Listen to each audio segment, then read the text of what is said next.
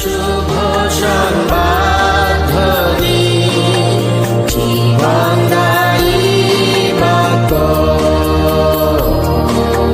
ক্ষমা শান্তি তাহে শুনি, জীবনদায়ী বাক্য, যিশু জীবনদাতা। প্রিয় শ্রোতা বন্ধু, প্রভু যীশু খ্রিস্টের নামে জানাই আন্তরিক ভালোবাসা। আজও আলোচ্য বিষয় আপোষ বা বোঝাপড়া। ফরনের দেওয়া তৃতীয় আপোষ শুধু পুরুষেরা যাবে, আর চতুর্থ আপোষের প্রস্তাব যাত্রা পুস্তক তার 10 অধ্যায় 24 থেকে 27 পদে পাঠ করি। ফৌরন মসিকে ডাকাইয়া কহিলেন, যাও, সদাপ্রভুর সেবা করো গিয়া, কেবল তোমাদের মেষপাল ও গোপাল থাকুক, তোমাদের শিশুগণও তোমাদের সঙ্গে যাও, লোকেরা যাও, কিন্তু পশুপাল না। এই সুন্দর আপোষের প্রস্তাব কি মসি মেনে নেবেন? সবাই যাবে, এমনকি 3 দিনের পথ, এবং ঈশ্বর যে স্থানের বিষয়ে বলেছেন সেই নির্দিষ্ট স্থানে গিয়ে ঈশ্বরের আরাধনা বা যজ্ঞ করবে? না, এই আপোষ মেনে নেননি। মসি এই প্রস্তাব প্রত্যাখ্যান করেছিলেন, কারণ এটি আংশিক বাধ্যতা ছিল। আংশিক বাধ্যতা মানে আপোষ করা। পশু ছাড়া কিভাবে তারা যজ্ঞ করতে পারে? এটা অসম্ভব ব্যাপার। কিভাবে আমরা তার আরাধনা করতে পারি কোনো কিছু না দেওয়ার দ্বারা, যা তিনি আমাদের কাছ থেকে আশা করেন? এক ব্যক্তি বাপ্তিস্মা নেওয়ার সময় তার মনে পড়ল যে তার টাকার ওয়ালেট বা মানি ব্যাগ তার প্যান্টের পকেটেই থেকে গেছে।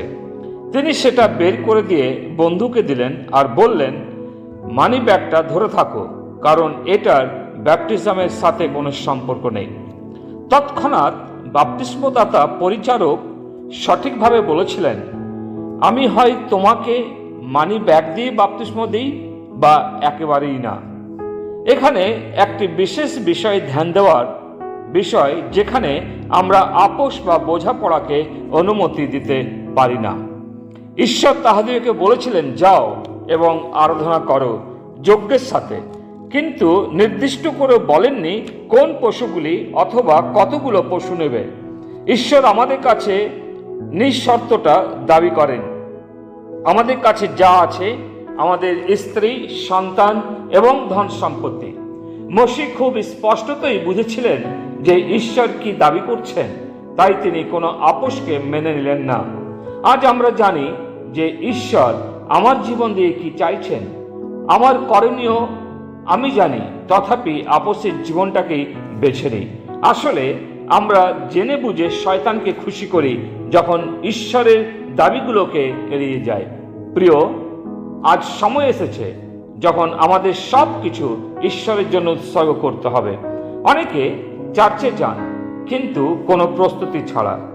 আমার নজর পড়েছে, চার্চে যখন চাঁদার থলে ঘোরানো হয় তখন অনেকে নিজের পকেটে হাত দেন, মানি ব্যাগে টাকা খুঁজতে থাকেন, এমনকি অনেকে বাইরে বেরিয়ে যান এবং কতটা ঈশ্বরকে দেবেন সেটা খুঁজে নিয়ে আসেন। এর অর্থ আপনি প্রস্তুতি ছাড়া ঈশ্বরের আরাধনা করতে এসেছেন। ঈশ্বরের ধন্যবাদ হোক যে ঈশ্বর মসিকে বলেননি কতগুলো পশু যজ্ঞের জন্য নিয়ে যেতে হবে। যদি আমাদের বলে দিতেন কতটা টাকা বা স্বর্ণ বা রৌপ্য পশুধন ঈশ্বরকে দিতে হবে তাকে আরাধনার জন্য, তাহলে আমরা বাধ্য থাকতাম তা নিয়ে উপস্থিত হতে, তাই নয় কি? তাই তো পৌল বলেছেন করিন্থীয় বিশ্বাসীদের যে ঈশ্বর হৃষ্টচিত্ত দাতাকে ভালোবাসেন। মসি তা ভালোই বুঝেছিলেন এবং ফৌরনের দেওয়া প্রস্তাব অস্বীকার করেছিলেন। প্রিয়, আপনার সম্বন্ধে কি বলেন? কোর্টের উকিল যখন 2000 টাকা চায় তখন চিন্তা না করে, প্রশ্ন না করে দিয়ে থাকি। ডাক্তার যখন 20,000 টাকা চায় সার্জারির জন্য তখন ঋণ ধার করেও নিয়ে আসি। কিন্তু যখন ঈশ্বর চান তখন আমরা বার্গেনিং করি। এটাই বাস্তব, তাই না? ঈশ্বরকে দেওয়ার ক্ষেত্রে যেন কোনো আপোষ না করি। আমরা ঈশ্বরের সহিত বার্গেনিং করতে পারি না। তিনি সমস্ত কিছুর প্রভু অথবা তিনি প্রভু নন। প্রভু যীশু খ্রিস্ট তিনি সব কিছুর যোগ্য। কেউ যেন নিজের জন্য কিছু না রাখি, আমরা যেটা তাকে দিই সেটাই তাঁর। আনন্দ সহকারে আমরা সব কিছু তাঁকে দিই, আমার মন, শক্তি, হৃদয়, প্রাণ, দেহ এবং সম্পদ। অবশেষে বলতে চাই, শয়তানের আপোষের চালাকির প্রতি ধ্যান রাখবেন। প্রথমত, শয়তান চেয়েছিল ইসরায়েলীয়রা যেন মিশর দেশেই থাকে।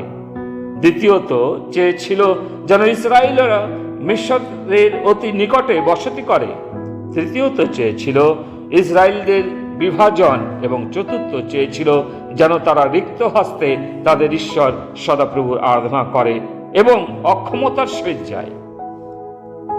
কিন্তু মোশে তিনি চারটি আপোষের কোনোটাই মেনে নেননি, শতভাগ বাধ্যতা দেখিয়েছেন। অবশেষে মিশরের প্রথম জাতদের মৃত্যু মধ্যরাত্রের প্রথম নিস্তার রাত্রে।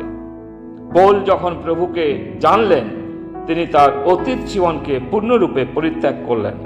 যাকব তার 1:27 সূচি ও বিমল ধর্ম, শুদ্ধ অমিশ্রিত, জল ঢালা নয় এবং আপোষবিহীন, জগৎ থেকে পৃথক হওয়া অপরিহার্য চরিত্র, সত্য পরিচর্যার খ্রিস্টের জন্য। একজন খ্রিস্টান কি আপোষ করতে পারে? না, পারে না। কেন? কারণ আপোষ হচ্ছে নীতির বলিদান করা বা হত্যা করা। ঈশ্বর তিনি সাহায্য করুন আপোষ থেকে দূরে থাকতে এবং ঈশ্বরের প্রতি বাধ্য থাকতে।